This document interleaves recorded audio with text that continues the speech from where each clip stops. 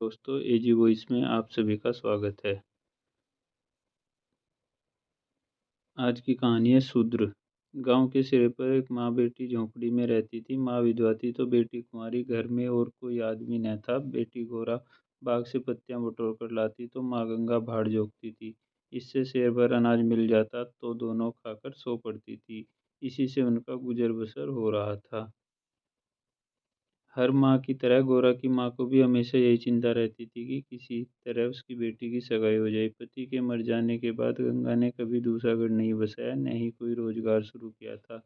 तब भी माँ बेटी सुकून से रहती थी। इसी बात को लेकर गांव के लोगों पर माँ बेटी पर संदेह होता था। सबके मन में यही सवाल आता था कि दोनों स्त्रियां कोई धंधा नहीं करती, कोई मर्द भी नहीं है, फिर भी इतने आराम से कैसे रहती हैं। कभी इन्हें किसी के सामने हाथ फैलाते नहीं देखा। कुछ न कुछ गड़बड़ तो जरूर है। शूद्रों की बिरादरी बहुत छोटी होती है, 5-10 कोस से अधिक उनका दायरा नहीं होता। आखिर क्या कारण है कि कोई गोरा से शादी के लिए तैयार नहीं होता। गोरा की शादी के लिए माँ बेटी के साथ कई तीर्थ यात्राएं की, उड़ीसा तक हो आए, लेकिन कुछ हल नहीं निकला। गोरा सुंदर और सुशील थी, लेकिन किसी ने उसे कुएं पर हंसते बोलते नहीं देखा। उसकी निगाहें कभी ऊपर न उठती थी। उसकी यही हरकत गांव वालों को शक को और मजबूत करती थी। सभी को यह लगता था कि कोई स्त्री इतनी सती कैसे हो सकती है। दिन गुजरते गए। गोरा की माँ चिंता में धुलती जा रही थी। उधर गोरा की सुंदरता, उसकी जवानी गांव वालों की नजरों में चुभ रही थी।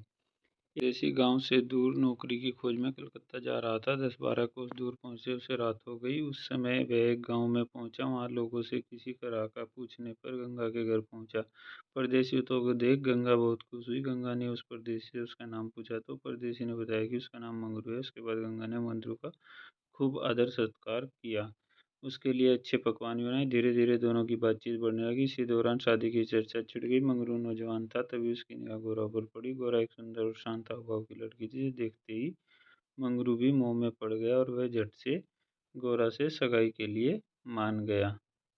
उसके 2-4 गहने खरीदे और कपड़े उधार लेकर सगाई कर ली। गंगा बेटी दामाद को अपनी नजर से दूर नहीं करना चाहती, इसलिए दोनों को गंगा ने रहने के लिए लगे। 10-15 दिन भी नहीं बीते थे कि मंगरू के कानों में कई तरह की बातें पड़ने लगी। बिरादरी के अलावा दूसरी जाति के लोग भी कई तरह की बातें बनाने लगे। मंगरू इन अटकलों से परेशान हो गया था, लेकिन वह गोरा को छोड़ना भी नहीं चाहता था। एक महीने बाद मंगरू अपनी बहन के घर गया। बहन ने खाना परोसा। मंगरू ने बहनोई को साथ खाने के लिए कहा। बहनोई बोला, तुम खा लो, मैं बाद में खा लूंगा। मंगरू को कुछ संदेह हुआ। उसने साफ पूछ लिया कि आखिर बात क्या है। बहनोई बोला, मैं तुम्हारे साथ खाना नहीं खा सकता। तुमने बिरादरी से बाहर शादी की है, किसी से न पूछा न कुछ बताया। जब तक पंचायत नहीं होगी मैं तुम्हारे साथ उठ बैठ नहीं सकता। तुम्हारी हरकत की वजह से मैं समाज से रिश्ता खत्म नहीं कर सकता। मंगरू तेजी से उठा और ससुराल लौट आया। मन बेचैन था। उसने किसी से कुछ नहीं कहा और रात के अंधेरे में गोरा को छोड़कर चला गया। इसी तरह कई साल बीत गए, लेकिन मंगरू का कुछ पता नहीं चला। पति के गायब होने पर गोरा उदास रहने लगा। हंसती खेलती गंगा में सिंदूर लगाती, रंग बिरंगे कपड़े पहनकर तैयार होती थी और पीछे मंगरू एक भजन की किताब छोड़ गया था। खाली समय में गोरा उस किताब से कोई भजन पढ़ती। पहले गोरा गांव की औरतों से ज़्यादा मिलती-जुलती नहीं थी। दरअसल उसके पास स्त्रियों से बात करने के लिए कोई विषय ही नहीं था। गोरा के पास अब गृहस्थ जीवन की ढेरों बातें थी, जिसे वह चर्चा कर गली मोहल्ले की औरतों के साथ करती थी। वह सभी को बताती कि मंगरू कितना अच्छा सहनशील। तभी वहाँ मौजूद स्त्री ने पूछ लिया, गोरा, मंगरू तुम्हें छोड़कर क्यों चला गया। गोरा कहती, मर्द कभी घर में रह सकता है, भला बाहर जाकर पैसे कमाना ही मर्द का असली काम है। वही जब कोई गोरा सवाल करते मैं खत क्यों नहीं लिखता, इस पर गोरा मुस्कुरा कर कहती, अपना ठिकाने बनाने से डरते हैं, जानते हैं कि गोरा सामने आ पहुंचेगी। सच कहूँ तो मैं उसके बिना एक दिन भी नहीं रह सकती। एक सहेली बोली, तेरी बात हम नहीं मानते, जरूर मंगरू और तेरी लड़ाई हुई होगी, कभी इसी तरह बिना बताए हुए तुझे छोड़कर चला गया। गौरा बोली, बहना, अपने भगवान से भला कोई लड़ता है क्या। जिस दिन ऐसी नौबत आएगी कहीं जाकर डूब मरूंगी। कई दिनों बाद कलकत्ता से एक आदमी आया और गंगा के घर रुका। इत्तेफाक से मंगरू का पड़ोसी निकला। उसने कुछ पैसे और 2 साड़ियाँ गोरा के हाथ में थमाई और बोला, मुझे मंगरू ने तुम्हें लेने भेजा है। सुनते ही गोरा खुशी का ठिकाना न रहा। वह फटाफट जाने के लिए तैयार हो गई। गांव की औरतों से मिलाई और सबको अपने जाने की खबर दे आई। बेटी को जाने गंगा मायूस थी, लेकिन साथ ही खुश भी थी।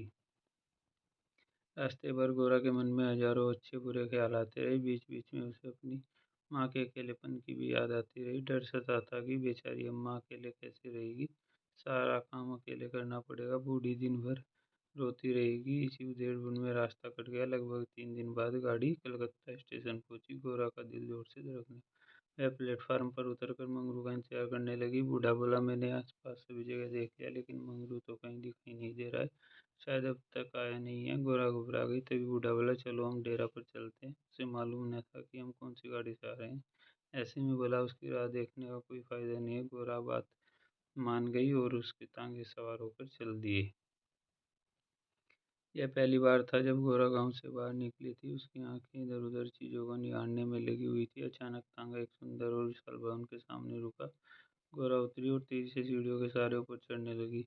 मंगरू से मिलने की थोड़ी देर उससे बर्दाश्त नहीं हो रही थी। तभी बूढ़े ने पहली मंजिल के एक कमरे की ओर इशारा करते हुए कहा, यह मंगरू का कमरा है, जाओ, वह अंदर ही पड़ा होगा। गोरा अंदर गई, लेकिन कमरे में कोई नहीं था। कोने में खाट और 4-5 बर्तन पड़े थे। वह बाहर आई और बूढ़े को बताया। बूढ़ा बोला, मंगरू काम पर गया होगा, शाम को लौटेगा, यहाँ वह किराए पर रहता है। कमरे में मंगरू को न पाकर गोरा थोड़ी मायूस हुई, लेकिन शाम को मिलने की सोचकर मुस्कुराई और साफ सफाई में लग गई। उसने कमरे में झाड़ू लगाया, बर्तन धोए, नहा धोकर शाम का इंतजार करने। रात देखते देखते शाम हो गई, लेकिन मंगरू का अब तक कोई पता न था। गोरा को मन में घबराना, घना अंधेरा छा गया था, परंतु कमरे में एक दीपक तक न था। तभी किसी ने आहट होती तो गोरा को लगता कि मंगरू आया होगा, लेकिन दरवाजे पर कोई दस्तक न होती। कुछ देर बाद दस्तक हुई। गोरा दौड़कर दरवाजा खोला। सामने बूढ़ा खड़ा था। गोरा बोली, अब तक क्यों आई क्यों नहीं आया? बूढ़ा बोला, अभी मैं मंगरू के दफ्तर से ही लौटा हूँ। साहब ने बताया कि मंगरू का ट्रांसफर हो गया। मंगरू ने साहब से कई मिन्नतें की, लेकिन किसी ने उसकी एक न सुनी और दूसरी जगह भेज दिया। मैं दफ्तर से उसके नया पता लाया हूँ, कल सुबह जहाज पर बैठा दूंगा, फिर तुम अपने मंगरू के पास चली जाना। गोरा घबरा कर बोली, जहाज में? कितने दिन का सफ़र होगा? बूढ़े ने कहा, कम से कम 8 से 10 दिन तो जरूर लगेंगे, लेकिन घबराओ मत, तुम्हें कोई परेशानी नहीं होगी। तय बात के मुताबिक कल के दिन गोरा बूढ़े के साथ मंगरू के पास जाने के लिए निकली। बूढ़े ने उसे जहाज पर बैठाया और विदा किया। जहाज जैसे जैसे किनारे से अलग हो गया, उससे गोरा को लग रहा था कि अब उसकी अम्मा, गांव सब पीछे छूट रहा है। चारों ओर पानी पानी देख गोरा का मन अजीब हो रहा था। अनजान जगह में मंगरू को कहाँ खोजेगी, यह सोचकर उसका दिल बैठा जा रहा था। जहाज की पर कई स्त्रियां और पुरुष सवार थे। गोरा उन्हें देखकर और उनकी बातें सुन रही थी। तभी उसकी नज़र एक कोने में खड़ी स्त्री पर पड़ी। गोरा ने हिम्मत कर उससे पूछा, कहाँ जा रही हो? आंखें डबडबा गई। बोली, मुझे नहीं मालूम मैं कहाँ जा रही हूँ, बस जहाँ भाग्य ले जा रहा है वहीं चली जा रही हूँ। तुम कहाँ जा रही हो? गोरा बोली, मैं तो अपने मालिक के पास। स्त्री झट से बोली, बहन, कोई तुम्हें बहला फुसला कर लाया है, तुम्हें किसी के साथ यहाँ आई हो? गौरव ने कहा कि मुझे एक बूढ़ा ब्राह्मण यहाँ बैठा गया, मैं तो अपने पति से मिलने कलकत्ता आई थी। स्त्री बोली, किनारे पर जो लंबा दुबला पतला सा बूढ़ा था, जिसकी एक आंख फूली हुई है, वही? गौरा, हाँ बहन, वही। स्त्री बोली, बहन, उसी दुष्ट ने मेरा जीवन बर्बाद किया है, भगवान करे उसके साथ पुश्तों को नरक नसीब हो। उस कट्टी के कारण ही किसी को मुंह दिखाने लायक नहीं रही। अब जा रही हूँ मिस्र देश में मेहनत मजदूरी करके गुजर बसर करूंगी। ये सुनकर गोरा के मुंह से बोलने फूटे। वह सोचने लगी, अब क्या करूंगी। उसे अपनी माँ, अपने गांव और सहेली याद आने लगी। कुछ क्षण बाद हिम्मत करके बोली, अब क्या करें बहन? स्त्री बोली, अब यह तो वहां पहुंचने के बाद ही मालूम चलेगा। यह कहते कहते वह जोर जोर से रोने लगी और अपना दुख बताने लगी। गोरा ने हिम्मत दी तो स्त्री ने बताया कि शादी के तीसरे साल बाद पति की मौत हो गई। पति के ख्याल से वह किसी तरह जी रही थी कि एक रोज पापी बूढ़ा वेश बदल भिक्षा मांगने आया। उसने सन्यासी का रूप धारण किया था। मैं उसके जाल में फंस गई। आज यही दुर्दशा है इसके। मुझे पति से मिलवाने का लालच दिया। मैं बेवकूफ़ पति से मिलने की चाह में इस बहरूपिये की बात में फंस गई और इसके साथ चल दी। आगे की कहानी मुझे नहीं मालूम। अगले दिन जब मुझे होश आया तो मैं घर में नहीं लौट सकती थी। अब बूढ़ा मुझे यहाँ ले आया और जहाज पर छोड़ गया है।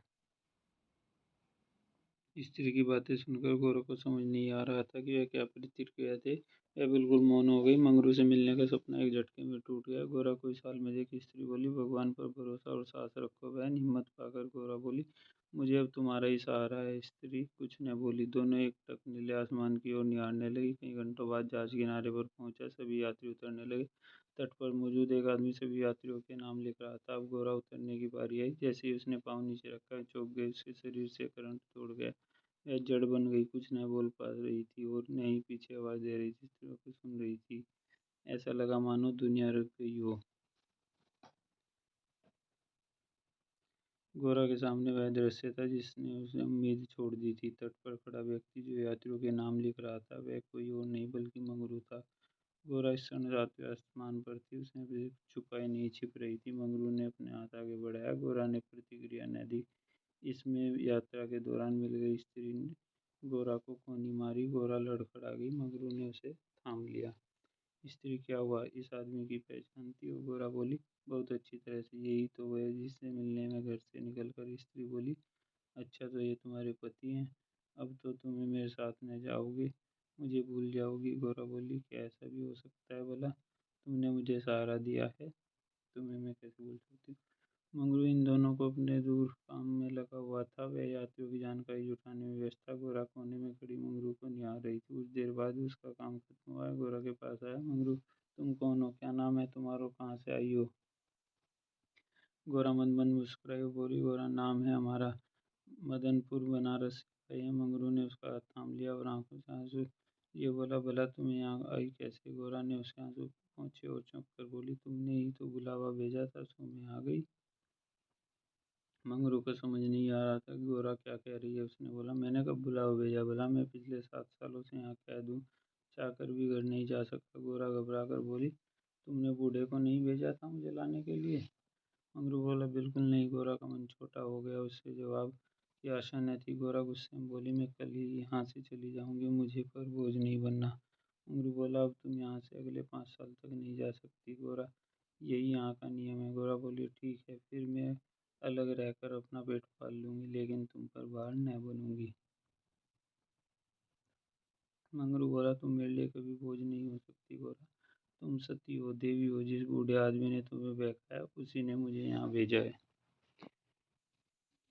आओ मेरे साथ मेरे ठिकाने पर चलो, वहाँ आराम करें, फिर आगे की बातें होंगी। वह स्त्री कौन है तुम्हारे साथ? गोरा बोली। वह मेरी सहेली है, यात्रा के दौरान जहाज पर मिली। इसका यहाँ कोई नहीं है, तो यह मेरे साथ ही रहेगी। मंगरू मान गया। तीनों लोग पैदल चल दिए। तभी सामने दो लंबे चौड़े शरीर के आदमी आते दिखाई दिए। मंगरू के पास आकर दोनों आदमियों ने कहा। आज ये दोनों औरतें हमारी। मंगरू ने क्रोध का ठिकाना न था। मंगरू चिल्लाकर बोला। ये दोनों मेरे घर की स्त्री हैं, इन पर आंख तक न डालना। दोनों आदमी ठाके लगाकर हंस पड़े। मंगरू का गुस्सा और बढ़ गया। तभी एक आदमी गोरा की ओर बढ़ा और उसका हाथ पकड़ने की कोशिश करने लगा। मंगरू चिल्लाया। छूना मत, वरना अच्छा नहीं होगा। दोनों आदमी सहम गए और बाद में देख लेने की धमकी देकर आगे निकल गए। मंगरू, गोरा और उसकी सखी आगे बढ़ गए। मंगरू बोला। इसीलिए मैं कह रहा था, ये जगह तुम जैसी औरतों के लिए नहीं है। अचानक सामने से एक अंग्रेज आ गया। उसने मंगरू से कहा। जमादार, ये दोनों औरतें आज से मेरे कोठे रहेंगी। मंगरू ने हाथ जोड़ लिए। बोला। साहब, ये मेरे घर की औरतें हैं, इन्हें जाने दीजिए। अंग्रेज बोला। झूठ मत बोल। तुम गोरा की ओर इशारे कर उसने कहा। इसको हमारी कोठी पर भेज दो। मंगरू कांप गया और ना सिर में हिलाने लगा। लेकिन तब अंग्रेज आगे बढ़ चुका था। साहब की बात पर अमल करना जमादार का काम था।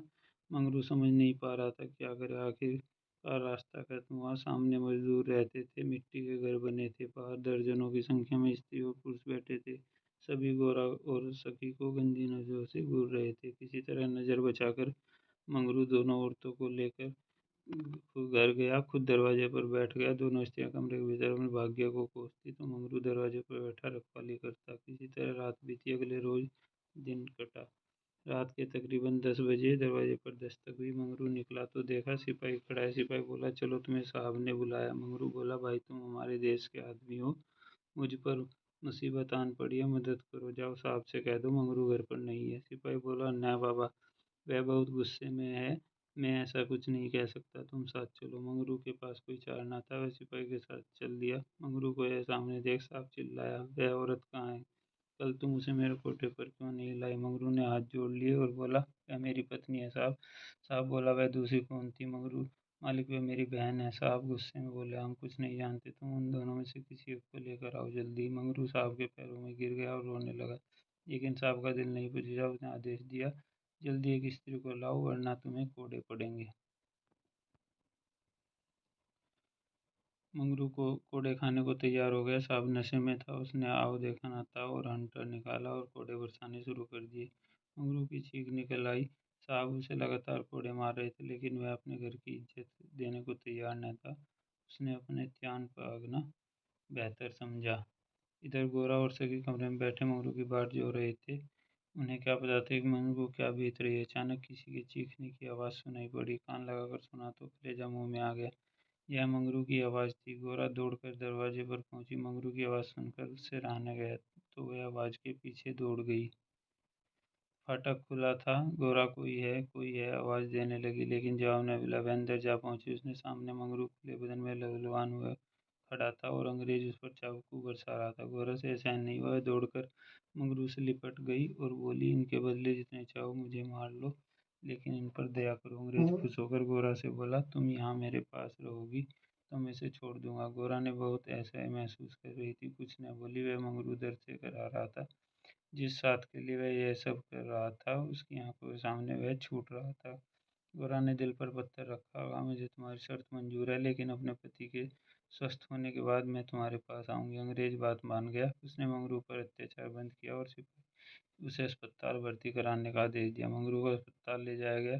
गोरा भी उसके साथ थी। इलाज के दौरान गोरा एक क्षण के लिए भी मंगरू से नहीं हटी। 4 दिनों इलाज के बाद मंगरू ने आंखें तभी का गोरा को मंगरू का साथ छोड़ के अंग्रेज के पास जाना था। उसे मंजूर न था। ऐसे में उसने मरना बेहतर समझा और अस्पताल के बाद नदी की धार में कूद पड़ी। गोरा जाकर उसमें कूद पड़ी। अनाम कर्मचारी दौड़कर मंगरू के पास आया।